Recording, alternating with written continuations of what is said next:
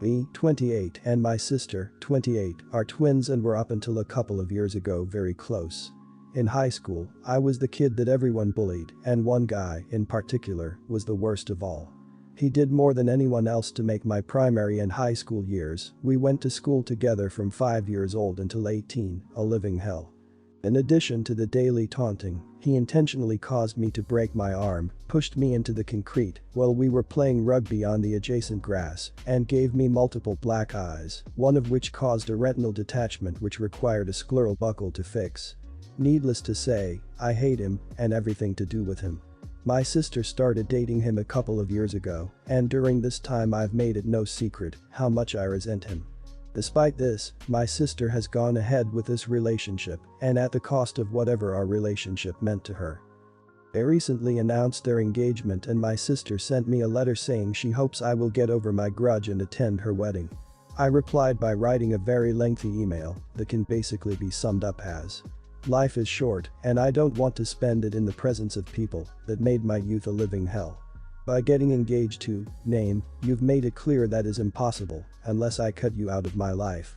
Please do not contact me, my wife, or our children again. You're no longer welcome in our home." Parents were quick to swing by our house and reprimand me for being so harsh and childish. Dad specifically used the phrase freaking idiot. Hence why I figured I'd ask here, am I the idiot here? Have skipped over a lot of details about the extent to the bullying due to the 3,000 character limit. Not the idiot, holy crap. First off, what the actual hell is wrong with your parents? Have they not seen the results of you being bullied? Aka, the black eyes, the broken arm, and much more I presume. It almost sounds like they were ignoring some serious issues back then. And your sister, if the guy actually changed, why didn't she push him to apologize, or rather beg for forgiveness? And does she even remotely realize that this might just nullify her bond with you knowing what he did to you? Not the idiot. I still remember the names of the kids who bullied my sister in elementary school and would never personally associate with them. I know she feels the same about my middle and high school bullies. Your sister is acting like a selfish, nasty person who only cares about herself, and your parents are being awful for choosing her bad choices over your completely valid wariness of a man like that. Personally, the betrayal of family in favor of someone who hurt me so badly would be almost worse than the physical abuse he put me through. Not the idiot. The bullying you describe is serious physical assault, and it seems to have caused a lot of physical harm to you.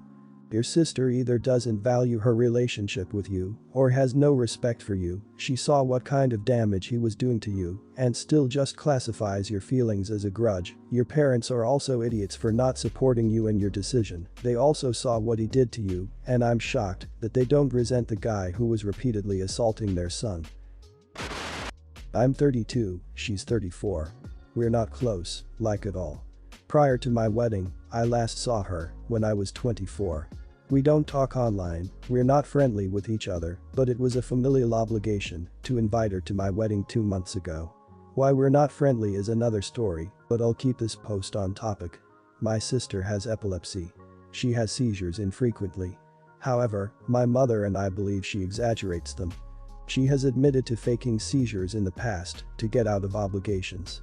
When we all lived at home, a seizure was her ticket out of chores or things of that nature. That's not to say they're not sometimes genuine, we just know she has faked them before. And according to her husband, it happens even now. If she has to change a diaper, she pulls the "I feel one coming on, I feel faint" card. Since no one knows when they're genuine or not, her husband accepts them at face value. At our wedding, she had 4 seizures. One just as she arrived to announce her presence, I guess. One as I'm reading my vows. Then when everything is back up and running, one during the pivotal kiss. And it was violent, loud, caused a very large commotion, basically putting the wedding on standstill for 10 minutes. Then finally one as everyone is leaving the church. I rolled my eyes hard and figured she was playing a cruel game, so I called 911, had an ambulance over despite her objections, and she was brought to the hospital. If she's having 4 seizures in the span of an hour, it must be serious, right? In the moment, I believed them all to be fake, some joke at my expense, and I didn't want her here anymore. I still believed they were fake. Was I the idiot? I didn't want her there to begin with, but I thought I'd extend an olive branch and be the bigger person and try to make amends, but her actions only made us further apart. My wedding was genuinely ruined. My mother was upset, I was upset, and of course, my wife was upset. Some of my other family think I'm the idiot for calling them fake, not necessarily for getting her out of the venue. Not the idiot. Calling the ambulance was the right thing to do. If someone is having that many full-on seizures in such a short time span, they need immediate help. My sister's in college, have a roommate who gets seizures semi-regularly, and whenever she gets one she's out of commission for an hour or two, and usually takes the rest of the day off to recover.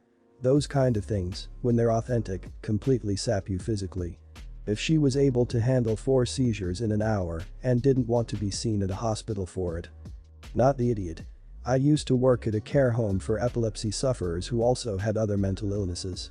If you have 4 seizures in 1 hour, then it's definitely dangerous and will require at least specialized medication.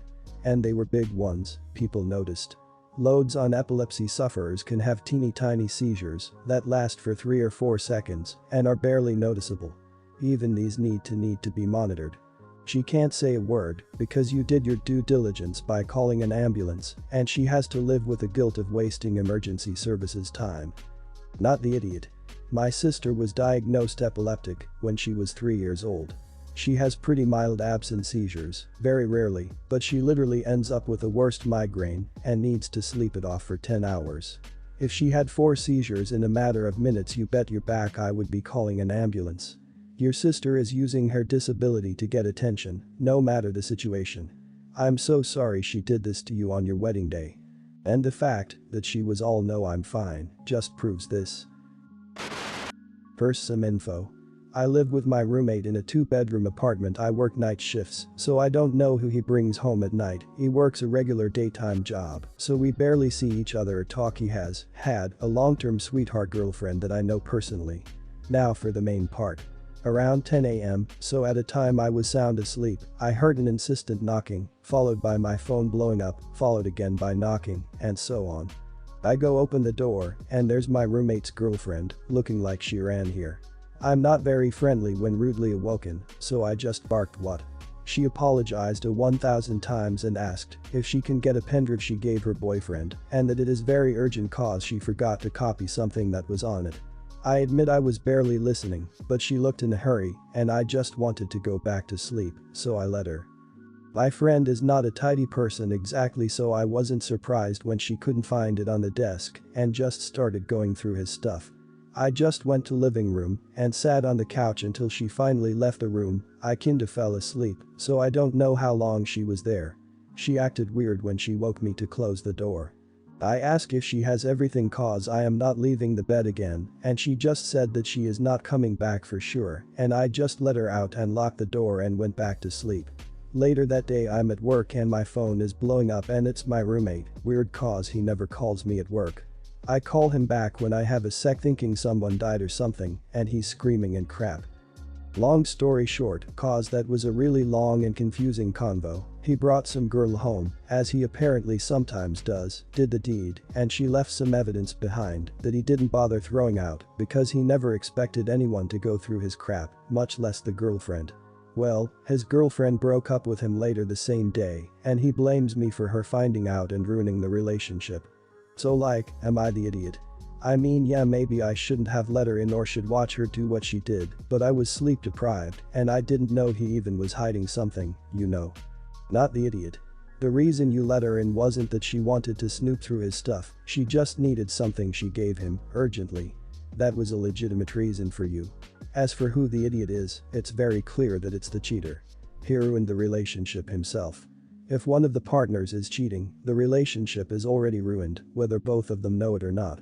You saved the girl from wasting more time in that sham relationship. Not the idiot. 100% not the idiot. Roommate, however, is 1000% idiot. He was cheating on his girlfriend, apparently repeatedly. If he didn't want you to allow his actual girlfriend in, for whatever reason, he should have told you. He stupidly left evidence of his wrongdoings, easily findable. Great for his poor ex-girlfriend who is at least no longer being cheated on, but bad for him and entirely preventable by a little careful cleanup or giving you a heads up. You had zero other reason to not trust letting her in. Not the idiot. Like, not even remotely. You assume that your roommate, who is I imagine in a long-term relationship with this girl, needed something urgently that she left behind. You let her in cause. Why would you assume it's not okay unless your roommate says otherwise, which I assume he hasn't. He chose to cheat and got caught. She would have eventually found out and dumped him anyway. Your roommate is an idiot in this situation 100%. Husband has worked at the same company his entire career and has been assigned to work weekends since shortly before our son was born. Over the years he has made many proposals to get a Mon-Friday schedule and has also looked for new jobs several times. He is highly employable but always finds a reason to not change jobs. Ultimately, I think he has a fear of the unknown, and that is what prevents him from making a change.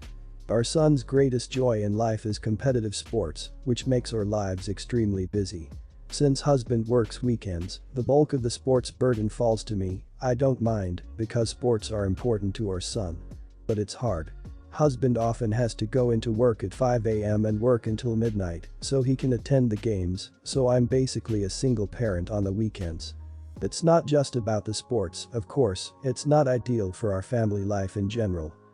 I have been honest with my husband and that I support his right to do what he wants with his career, but that I struggle with not being resentful over the added stress and chaos caused by his job. Recently, I ran into a minor scheduling conflict. Our son had a scheduled practice that overlapped with my sister's milestone birthday dinner. I determined that son and I would go to the first half of practice and then leave to go to the dinner. Husband felt strongly that son should stay for the entire practice, which would make us over an hour late for the dinner. I explained my reasoning, but he kept pressing it.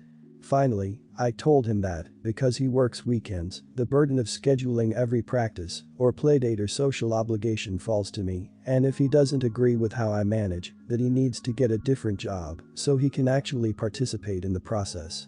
If I am on my own to make everything happen, then I get the final word. Husband backed off and told me he agreed it should be my decision, but I'm left feeling a little crappy that I had to go there, if that makes sense. Am I the idiot? Not the idiot. If he had no other choice in his job, I'd feel differently. But it's his choice to leave all the scheduling and parenting to you. Also, seriously, it's 1 hour of one practice. Balance and family are important, so your son should be there for his aunt's birthday dinner. Your husband is, as you said, free to make his own job decisions, but when those decisions impact the entire family, you get a say. I think the bigger issue is his unwillingness to really look for a new job. Not the idiot. He really needs to change jobs so that he can be more involved with his kid and take some load off his wife. No company or job is worth causing family stress at home.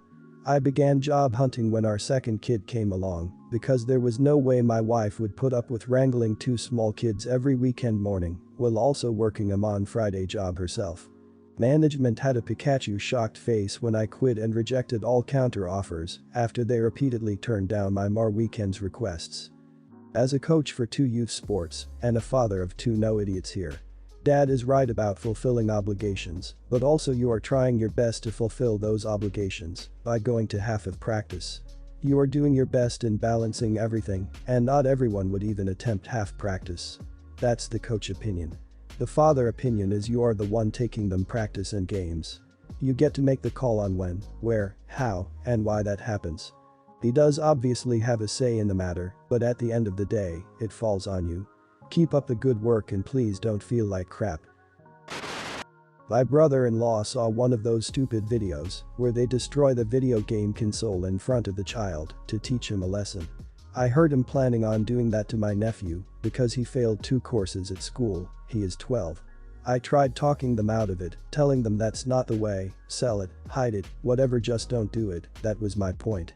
I told my nephew what they were going to do and asked him not to overreact, just tell them you are disappointed or something that makes them feel bad. If he brings his grades up, I will get him a new PS4, but I want his stupid parents to feel guilty.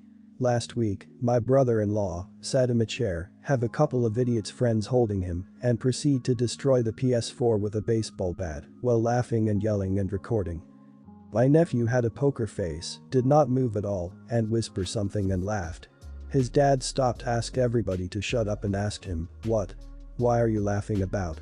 My nephew said, "You humiliated me, you took something that was mine and humiliated me in front of everybody." You are bigger, stronger, but everybody is helpless when they are asleep. I am laughing because everybody is helpless when they are sleeping. If you are done, I want to go inside, there's something I need to think about. He had an entire week to prepare what to say, and this is what he came up with, and his delivery was freaking scary. I was speechless, everybody was shocked. I said out loud, "Good parenting everybody, good job," and went after my nephew. I spoke with my nephew afterward, and he said that he will tell no one I had told him, and he has no plans on doing anything to his parents at all. He just wants to teach him a lesson as I suggested. Now, my sister booked an appointment with a psychologist. They are sleeping with locks on their doors and caused a family crisis. And I feel like an idiot because I just have to tell them what I did to patch things, but honestly, I just want to see where this is going. Not the idiot. That's terrible parenting. I hate the whole throw presents into the fire when kids act up thing. No, how about you use actual discipline and natural consequences instead of being an idiot? A psychologist will probably be a good thing. Not because your nephew is actually going to do anything to the parents, but because if his dad had two friends hold him back to smash his PS4, laugh, and video it, he's gonna need someone to talk to know that is not normal behavior. If anything, he can tell the truth to the psychologist, and they can then speak to the parents about discipline in the future. Not the idiot. My parents thought it would be a good lesson and made me watch as they burned everything I owned. Twice. That crap screwed me up. Don't even remember what the first one was, but it was probably as trivial as watching Sailor Moon, because one of the characters was a lesbian, which was the reason for the second one. That crap's how you create a hoarder. Let them get a psychologist. Find out who it is, and go tell them what happened beforehand, so they don't think your nephew is a psycho, and ask them to talk to the parents as well. Not the idiot. It's funny the kid gets therapy for saying that, but the parents are fine to do messed up punishments. Destroy the console all you want for all I care, it is messed up, but the most freaked up part is them recording it and laughing while holding him down. What does that teach the kid? To be a damn psychopath. I know the kid was joking, but it's ironic that the kid gets therapy for saying what he did, because it is scary and creepy, but recording yourself laughing and destroying your kid's possession that they enjoy is perfectly fine.